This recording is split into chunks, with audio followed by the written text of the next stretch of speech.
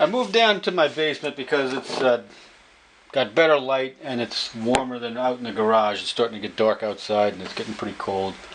The other thing that I did was I took out the snap ring on the back side of the bearing as well as the one that you saw me do on the front. And the reason that I did that, if you look at this bearing, you can see this shiny outside ring here. And on the outside of that is this black circle. And then outside of the black circle, it might be hard to see up close on the video, but there's another steel cylinder around the outside edge of the bearing. When the snap ring on the back side here is still in this hub mounting bracket, it covers up that outside steel ring that goes around the outside of the bearing, and all you can really see is the black ring. And that black ring is some kind of a rubber, elastomeric type material. And I was afraid that if I tried to push the bearing out with the snap ring in the back, I would have to use a smaller press plate, and I might actually push this inside part of the bearing out and tear this piece of rubber and actually leave that sleeve inside the mounting bracket. And I didn't want to do that, so I took the snap ring out. That's going to allow me to use the largest size press plate that'll fit in this bore and push everything right out the front. So I've been talking about press plates for a while. Let me actually show you what I am referring to. This is a bearing press tool. I bought this at Harbor Freight. When you get it on sale, it's about $100, and you absolutely have to have this or something else to get that bearing out. You can't beat it out with a hammer. And what this consists of is a variety of press plates, which are really nothing more than just steel discs with a hole in the middle, and it's smooth on one side, and then on the other side, for some reason, which I don't understand, it has these raised flanges on it. And they have all different sizes, big ones, little ones, really gigantic ones. There are a couple of mysterious, this is like a recessed one, I'm not sure what that's for. It's the only one like it in the whole box. It also has these steel cylinders of various sizes. These two over here have a ledge on the bottom of them. And then over here are some heavier walled thick cylinders, and they don't have any ledges. These are just like pieces of pipe that they cut off and painted black and put in here. It also has this big long nut. This thing's actually only threaded about halfway down. The other half of this is just smooth. And it's got this big bolt that fits on the nut. A couple of thrust washers. They're just plain washers. Oh, and then these things here. These are the end caps for the cylinders. So you can take this cap and drop it into this cylinder, and you make a cup. So the way that the tool works is you take a cylinder, an end cap, a press plate, and the big bolt and the nut, and you use them to push the bearing out. So I know these are the parts that I want, so let me get everything else out of the way here, and I'll show you how to set it up. So the way you work this thing, you take a press plate, which again is just this big steel circular plate, and we're going to take the flat side of the press plate and put that up against the bearing. And you want the biggest one that you can get that fits into the bore where the bearing resides. So this one is nice and tight in there. There's really no gap all around it. And then we're going to take one of these washers, put it on this big bolt, put the big bolt through the press plate. And if I turn this around, you can see the other side is where the bearing is going to come out towards you. I'm going to take the cylinder, the sleeve, and this one fits nicely over the housing where the bearing is.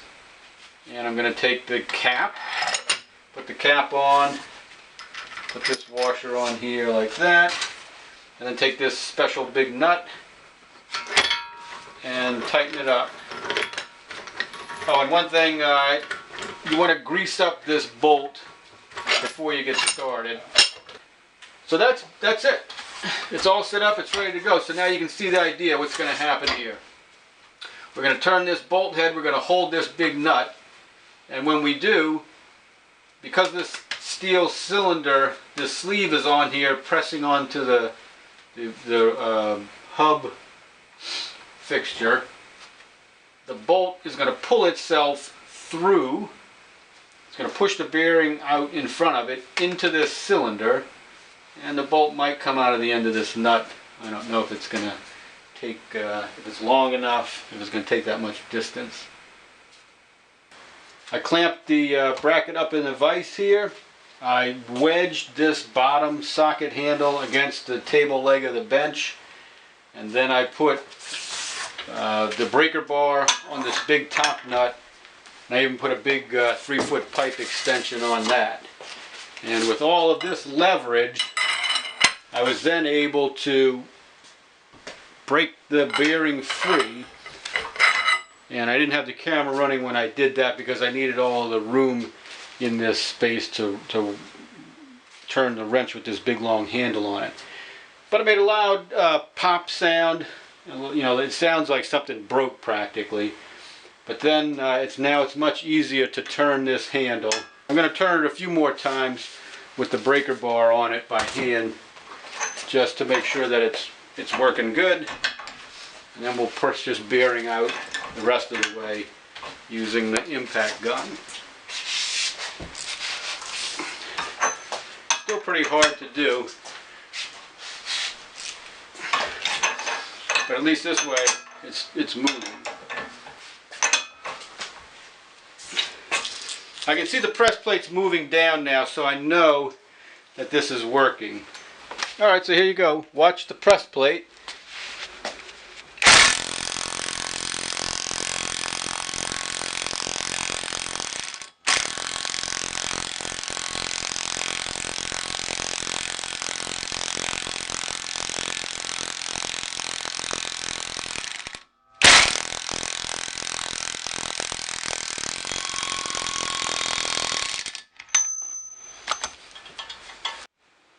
Alright, something seems to be stuck and I don't want to force it, so I'm going to back it off and take a look at what I can see from the front. It might be that I've pushed the bearing all the way to the end of the cup. I kind of have a feeling that that's what's going on. It's probably out, so I'm going to stop now and take it apart and see what it looks like. But I think the bearing is out. Okay, yeah, it's out. That's what the deal is. The bearing is out, and so now I just need to unscrew this bolt. There's the bearing, and the cylinder is just stuck down there between the table and the hub mounting fixture.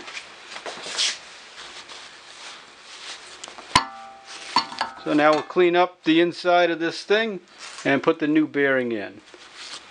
What I want to do now is install this snap ring in the bottom of this bracket so that when I push the bearing in from the top, it doesn't push all the way through to the other side. And, you know, I don't overdrive it either. So I'm just going to install this snap ring. I'm not really sure how you do it, but I think we'll just figure it out as we go. I'm sure it's not as easy as just putting it in there. I'm going to try and put the opening back where it was when I took it out. I can tell where it was because it's a little chewed up from the screwdriver going in there. So it's easy to get one end of it in like this, and then I think I just need to pry this up, you know, and get it to go into the groove. So you can see what I did was I just wedged the screwdriver in between the ring and the wall, then I pushed the ring down so that it's getting into the groove. Now I just need another screwdriver so I can take this first one out.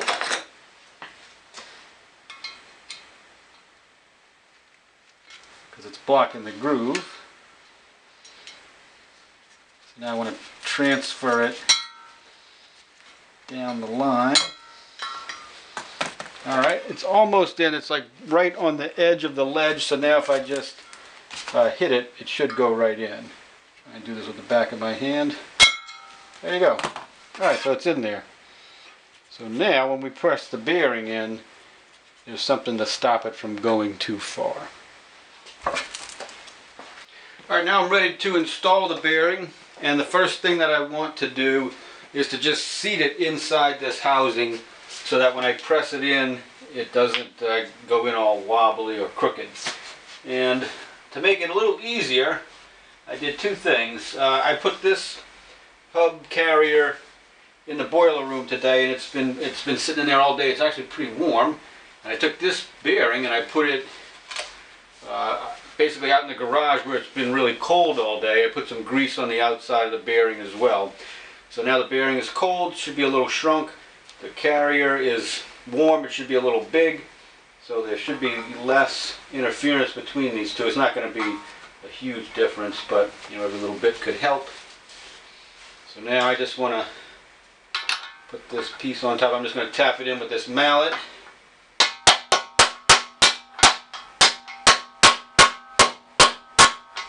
Okay, so now I'm going to put the screw on it and press it in. I'm going to use this press plate, which is the same one I used to press the bearing out. And the only thing that I'm going to do differently on the bottom, keep this clean, on the bottom I'm going to use this larger press plate that fits into this bore like this. It's in there nice and snug, and that's not going to contact the bearing at all.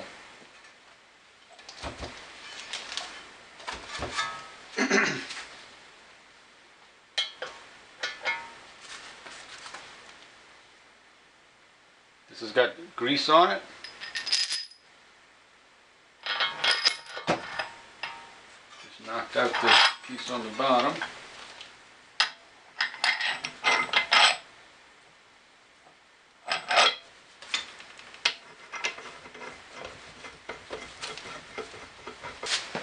Alright, so first I'm just going to try and do it by hand.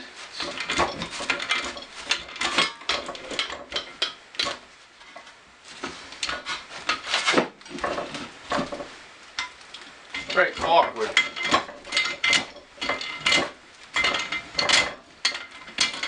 You can see that this ratchet is broken. I just haven't been able to go get a replacement. This is actually going in by hand.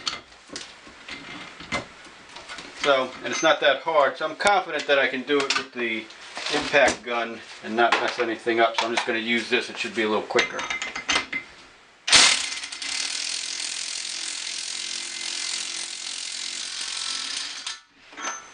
I just want to check the progress of the screw coming out of the back here. Alright, the screw is just starting to emerge from the back of this big nut, but this is a deep socket, so we should be able to absorb the screw that's going to come out of the bottom of this thing into the socket.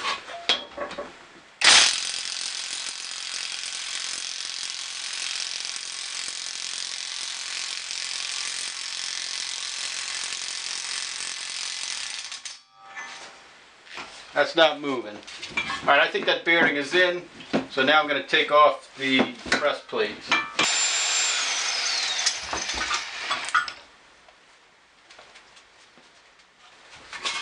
And you can see that the bearing is fully pressed in now. There's no gap between the bearing and that bottom snap ring. So now we'll put in the top snap ring, and then we can press the hub into the bearing. Alright, now the last step is to install the hub, and the only thing you need to keep in mind when you're putting in the hub is to make sure you don't put it in backwards. So this piece goes on the car this way, so the hub comes in from the front. Don't accidentally put it in backwards this way. You can't do it, but maybe if you have a different kind of car, you might actually be able to. So I put a little bit of grease inside the bearing, and I had this piece out in the garage where it could stay cold, and this is warm. And I just polished this with a little bit of that like emery cloth that you use for preparing pipes when you're doing soldering. Got it all nice and shiny and clean. So this goes into, the hub goes in here like that. And I got a different press plate for the front, one that fits a little better on top of the hub. And I'm using the same one in the back. So this goes in this way, like that. Flip it over.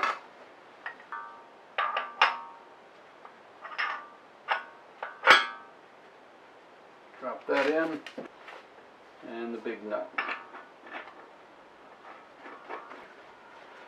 So that's all tight, and pretty much you drive this until it stops, because the back of the hub here is going to come in and it's going to contact the face of the bearing. Again, I'll start it by hand with the ratchet just so that everything is seated and nothing's going in crooked.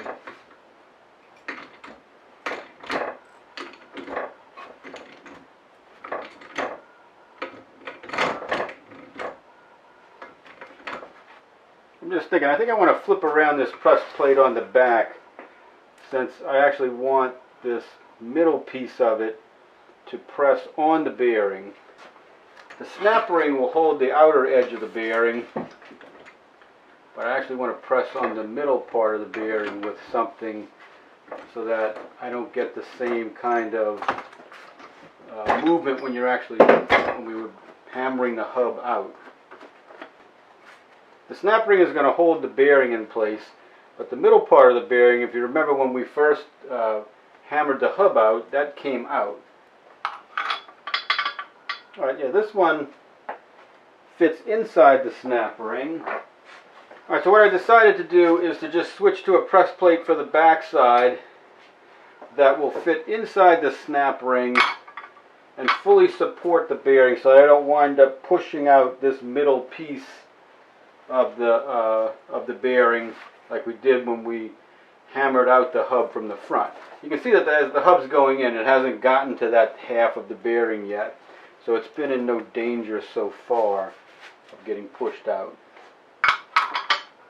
So I'm glad I checked that early in the process.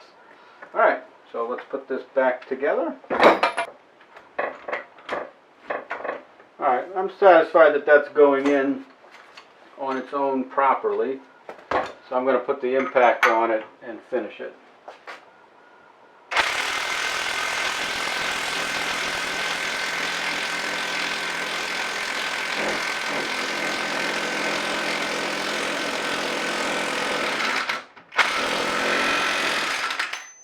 And let's loosen that up.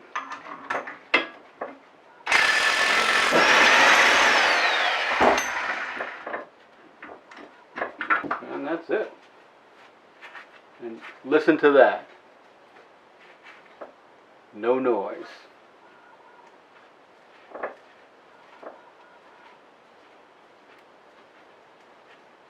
There it is.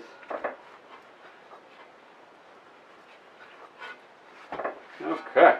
So now we just go back and throw this on the car, and we're ready to go.